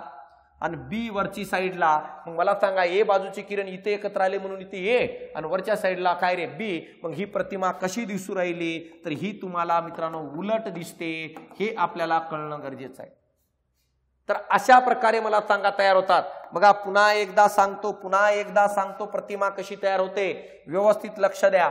मला सांगा अशा प्रकारे हे आंतरवक्र आरसा आहे, या ठिकाणी हा मुख्य अक्ष आहे. मला सांगा सर्वात पहिल्यांदा कोणते पॉइंट कुठं, तर मला सांगा या ठिकाणी पोल आहे, या ठिकाणी काय रे वक्रता मध्य आणि दोघांच्या मध्यंतरी नाभी आहे. काय म्हंटलो रे, पहिला नियम काय म्हंटलो बघा, जर समजा वस्तू या ठिकाणी आहे, प्रतिमा बघा वस्तूची ए बाजू आहे बी बाजू ही आहे, आणि आता या वस्तूची प्रतिमा कुठं तयार होणार आहे रे, वस्तूची प्रतिमा कुठं तयार होणार आहे, तर मित्रांनो माहित आहे का या आंतरवक्र आरशावर जाऊन जर आदळलं प्रकाश किरण आणि तिथून रिफ्लेक्ट होऊन जर आलं, रिफ्लेक्ट होऊन आलं आणि तो जिथं एकत्र येतो ना रिटर्न आल्यानंतर तिथं प्रतिमा तयार होते. मग तिन्ही नियमानुसार आपण बघूया की प्रकाश किरण कसे जाणार आणि कसे रिटर्न येणार. तिन्ही नियमानुसार गेलं आणि जिथं एकत्र येतील रिटर्न येताना तिथं प्रतिमा तयार होईल. मग बघा पहिला नियम, जर अपाती किरण मुख्य अक्षाला समांतर तर परावर्तित किरण कशातून, नाभीतून. पहिल्या नियमानुसार परावर्तित किरण एक इकडे आला. दुसऱ्या नियमानुसार काय आहे रे, दुसऱ्या नियमानुसार मला सांगा जर बघितलं या ठिकाणी तर तुम्हाला क्लॅरिटीने कळेल काय दुसरा नियम. जर अपाती किरण मला सांगा, जर अपाती किरण येणारा हा नाभीतून येत असेल दुसरा नियम, तर परावर्तित किरण कसं जाईल रे, तर परावर्तित किरण मला सांगा अशा प्रकारे रिटर्न जाईल. मग बघा पहिलं किरण ग्रीन कलरचं इकडं आला, दुसरा किरण पर्पल कलरचं मला सांगा काय रे समांतर गेला, दोघं इथं मिळू राहिले. आता तिसरंही तिथंच मिळायला पाहिजे. मग तिसऱ्याचं नियम काय रे, तिसऱ्याचं नियम काय म्हटलो, जर अपाती किरण मला सांगा वक्रता मध्यातून येत असेल तर असा गेला बघा, हा गेला बघा जिथं हे दोघं भेटत होते तिथूनच गेला आणि त्याच मार्गाने रिटर्न येणार आहे. मग रिटर्न येताना तिथंच भेटल का, मग मला सांगा हे सगळे तिघही रिटर्न येणारे किरण इथं भेटले कोणत्या बाजूच्या, वस्तूच्या ए बाजूच्या, म्हणून इथे ए बाजूची प्रतिमा तयार होईल. आणि विरुद्ध साईडला कोणती रे, तर विरुद्ध साईडला मला सांगा बी बाजूची प्रतिमा तयार होईल. मग अशा प्रकारे जिथं एकत्र आले या ठिकाणी आपल्याला प्रतिमा तयार होताना दिसली आणि ती प्रतिमा कशी आहे, उलट असणार आहे, हे आपल्याला कळणं गरजेचं आहे. आणि जी प्रतिमा उलट असते ती नेहमी वास्तवच असते, हे पण आपल्याला कळणं गरजेचं आहे. वास्तव म्हणजे रिअल. ऍक्च्युली प्रकाश किरण एकत्र येत आहे त्याला वास्तव म्हणतात, प्रकाश किरण एकत्र येत आहे त्याला वास्तव म्हणतात. तर बघा थोडं ऍडव्हर्टाईजचा भाग आहे, तर तुम्हाला 30 सेकंदामध्ये सांगू इच्छितो. बघा आपल्याकडे दोन्ही बॅचेस उपलब्ध आहेत. एक ऑनलाईन बॅच म्हणजे कोणती, संयुक्त पूर्व परीक्षा तसेच मुख्य परीक्षा दोन्ही सामान्य विज्ञानाची बॅच आहे. स्वतंत्र पूर्व परीक्षा पाहिजे असेल तर पूर्व परीक्षेसाठी पण आपल्याकडे बॅच काय आहे उपलब्ध आहे मित्रांनो. कळलं का, पूर्व परीक्षेसाठी पण काय 30 एप्रिलच्या पूर्व परीक्षेसाठी पण उपलब्ध आहे.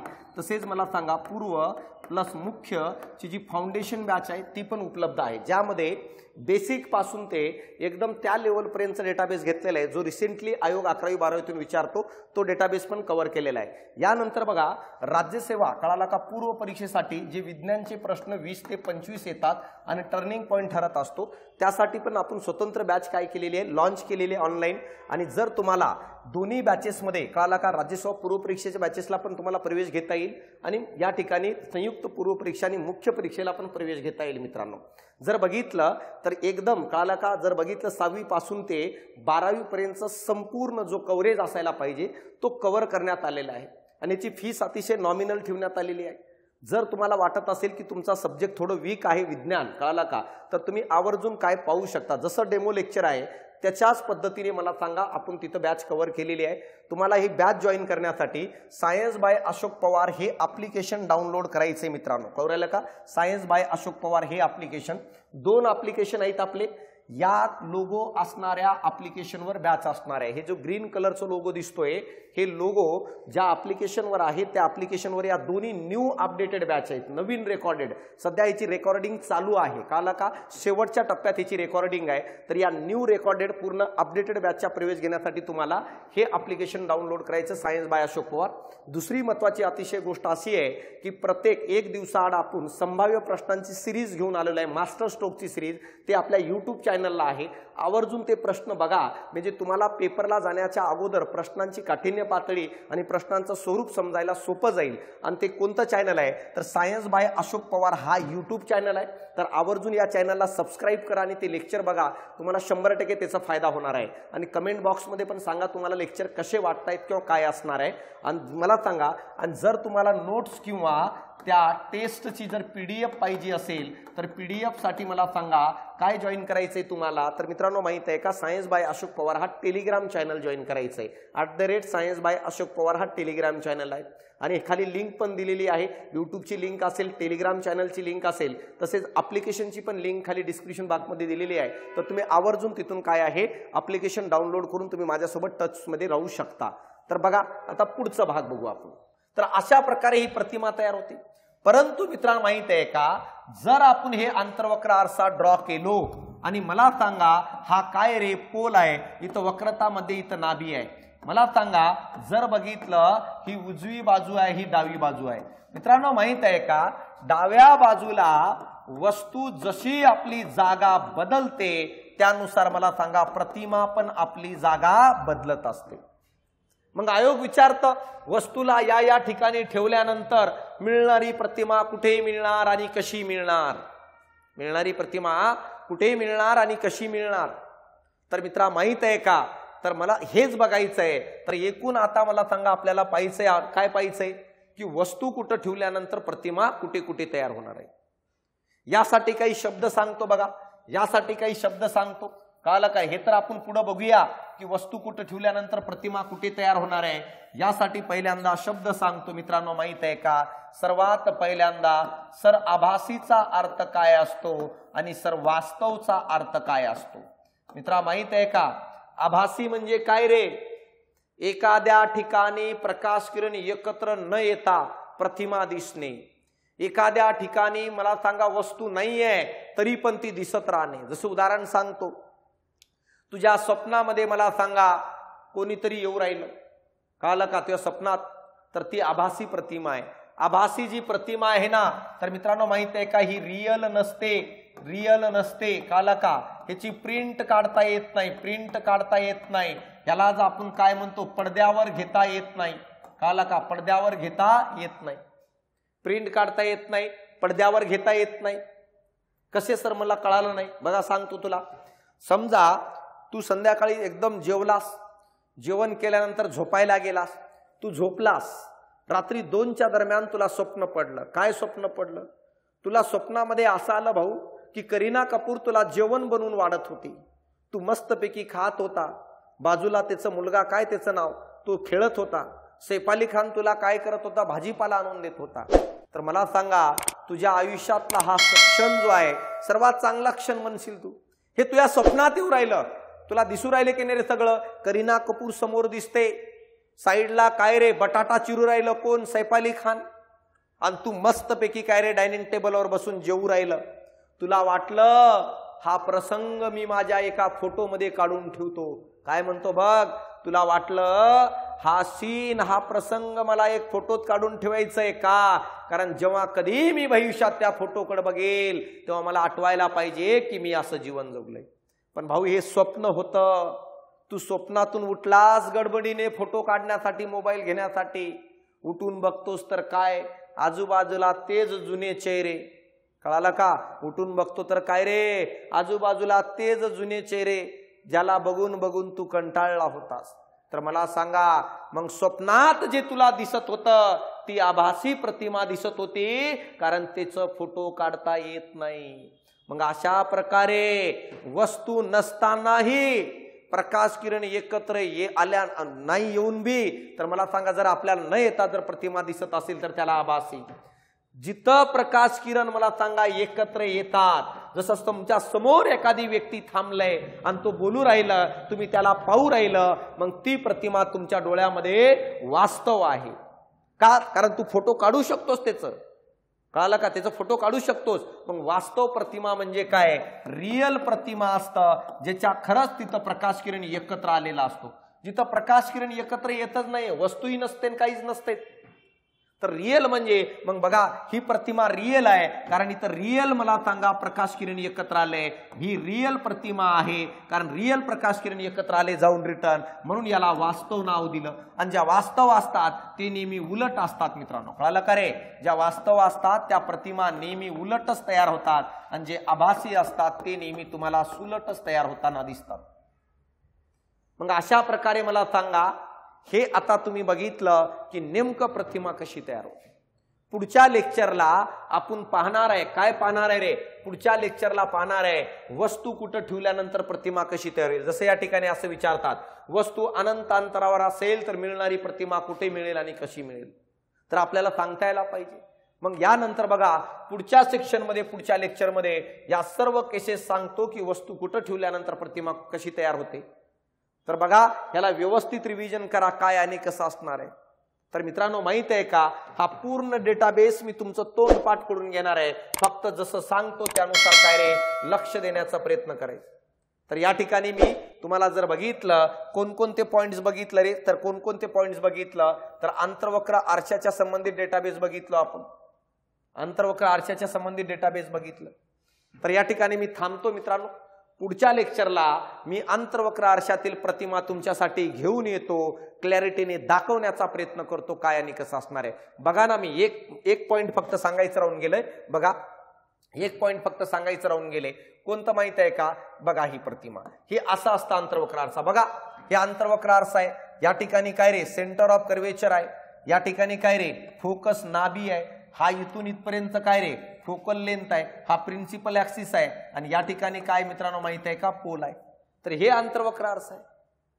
हे आपल्याला कळणं गरजेचं आहे. कळलं का? आणि या साईडने मला सांगा अशा प्रकारे काय आहे प्रकाश किरण. तर अशा प्रकारे मला सांगा याच आंतरवक्र आरशाच्या बाबतीत आपण काय रे डिटेल डेटाबेस काय पाहतोय. नेक्स्ट लेक्चर मध्ये मी तुम्हाला प्रतिमा कुठं, वस्तू कुठं ठेवल्यानंतर प्रतिमा कुठे तयार होईल ते व्यवस्थित डिटेल सांगण्याचा प्रयत्न करतो. तर चालतं मित्रांनो, भेटू आपण पुढच्या लेक्चरला. धन्यवाद.